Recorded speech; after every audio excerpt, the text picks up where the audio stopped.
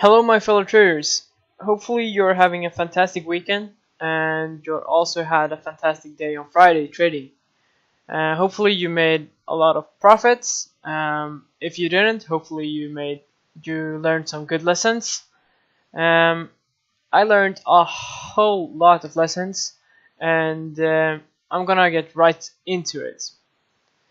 I made my first trade on TEUM, and this was a more planned trade. I also made a not so good trade on MISC, which I will talk about in a second video. Um, at TEUM, I wanted to anticipate the first green day, such as this day and this day. Most likely, most important, a day like this. What also made me think that this could be a first green day on Friday was that the company had issued a press release saying that they had written a contract of a 5-year agreement, which was worth of 8.7 million euros. This to me sounded like fantastic news, and also it sounded that more people would be interested into looking into this news and into the stock, being very great and speculative, and this would drag momentum into the stock, and this was one of the most important criterias of why I chose this stock. I ended up making quite a nice trade. I bought initially the bottom, and I sold most of my shares in the top, and then I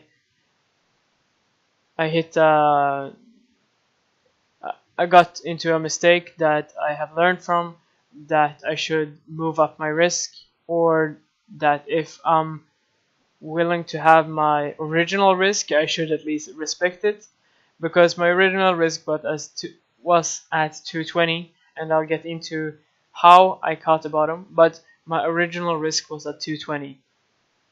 Then I moved up my risk to 225, since this was a green-red area, at least to the yearly chart. It showed that this stock had opened at 225, so I wanted to see if it could bounce off the green and red area. Then, as it did not, I tried to cut losses into strength, but once again I failed, and then I ended up cutting losses at around my entry point. So overall, a good trade, but some mistakes. That is very good to learn from. But now I want to get into one of the biggest lessons of this video, and that is how I could find out that this was going to be the bottom. Because as every mentor in the trading challenge talk about, it's very important to go back in history to see what the stock has done before, to get a hint of what you should expect.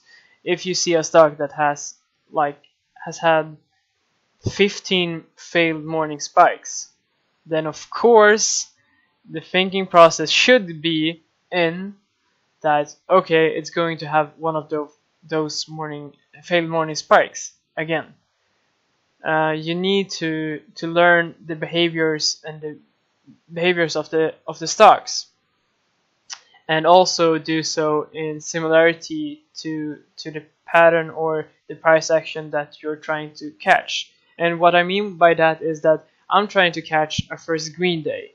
Then I want to compare how the first green day acted last time. I don't want to compare like the first red day, because that's irrelevant. That's very irrelevant. And so that's what I did. I wanted to check out how this first green day had acted, and I also wanted to check out how this first green day had acted. I ending up seeing that this first green day didn't match this pattern as good as this green day, and I'll show you why. Because the first green day that I talked about, this one, had no morning gains. It was actually a gap down, as you can see, and this stock had a gap up. So that's the first thing. It didn't show any significance at all of comparison.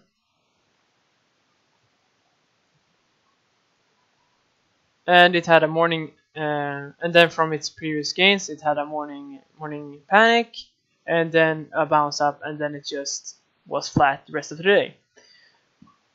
The second green day, was a bit more interesting to me, because this shows that the stock had very good pre-market gains.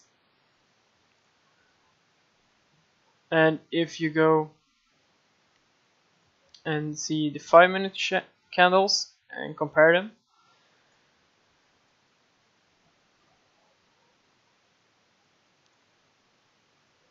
you can see that this stock usually, or the previous day that it had its first green day, had huge morning pre-market gains, a very big drop, some more dropping down to around where the pre-market gains started. So where the pre-market run-up started. So this gave me the idea of thinking in the same process, or thinking the same thoughts, that these two could be very similar. And that's how I caught the bottom, because as you can see, this stock drops very gradually, and it loses all its pre-market gains, although it does so in pre-market, and that's a difference, but the big picture is the same. It's very, very similar. So I saw that it bottomed or tested this 220 level, which once again was the beginning of the run-up, such as this level at 213, the previous first green day. So that's how I caught the bottom. Then as I got into the trade, it consolidated for a very long time, and I got a good entry at 223, and my risk was 220, so I risked three pennies. And then as I got back to studying, as this consolidated, because I wanted to give it time, because I knew this was probably going to be a afternoon or a gradual uptrending chart, based on the previous green day. I got back to studying. I of course had my eyes on this on the second monitor, but I wanted to give it time. I didn't want to be stressed out about it going up or down a penny each tick. Like, I didn't want to get stressed out. So I had it on my second monitor, as I said, but then the thought hit me, since I'm trading with such a low account, or a small account of only $3,000, I could eventually size in. I could double my size, because I had 500 shares here, so approximately 1,000 worth. I could double and size in another 1,000, because I'm just risking 3 pennies. And this, you gotta understand that this works absolutely perfect when you have small accounts, or when the trade is very, very liquid. The stock is very, very liquid. As you can see, this stock is not very liquid. It only traded 3.6 million on the day. It is liquid, but it's not crazy liquid. So and also into the midday. But anyhow, the stock spiked, which I wasn't